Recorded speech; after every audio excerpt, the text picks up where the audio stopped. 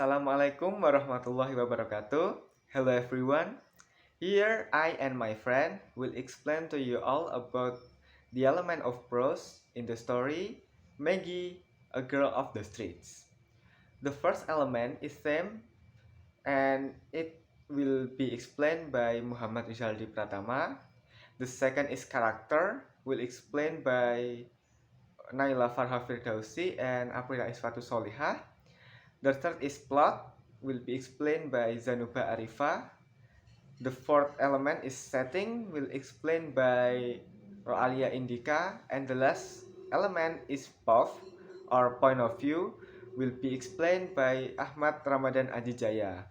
Okay, let's continue to the first element. Monggo Mas Rizaldi. Okay, and now I will explain to you about the theme.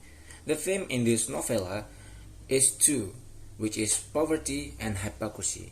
The first one is poverty. The novel's protagonist, suffering, is fueled by their living conditions, which are deplorable. Their tenement is populated by true assassins who prey on anybody who crosses their path. Nearby, a swarm of yellow convicts crawl slowly along the river's bank, while the Johnsons' house quivered and cracked from the weight of humanity stamping about in its bowels. Children such as Maggie's younger brother, Tommy, perish in this environment.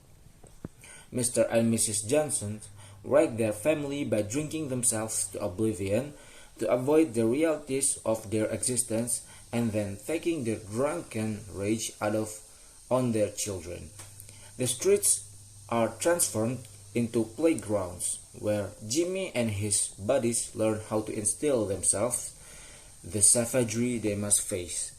Maggie's ambitions to escape her destitute life led her to the mind-numbing employment at the collar and cuff factory. And finally, Pete. She is forced to sell herself in order to live after Pete and her family reject her. The second one is hypocrisy. The novel's environment creates moral hypocrisy as the protagonists attempt to defend their own evil behavior. Mr. Johnson shouts at his wife to stop pounding a kid after viciously kicking Jimmy in an attempt to break up the street brawl. Mrs. Johnson, who is harsher on her children than her husband, calls Maggie a shame to the family and wonders, who would think such a bad girl could grow up in our family? Jimmy, who has abandoned numerous young ladies in the same way Pete has abandoned Maggie, says that he would murder Pete for her abuse, but he just wonders vaguely whether some of the women of his acquaintance had brothers.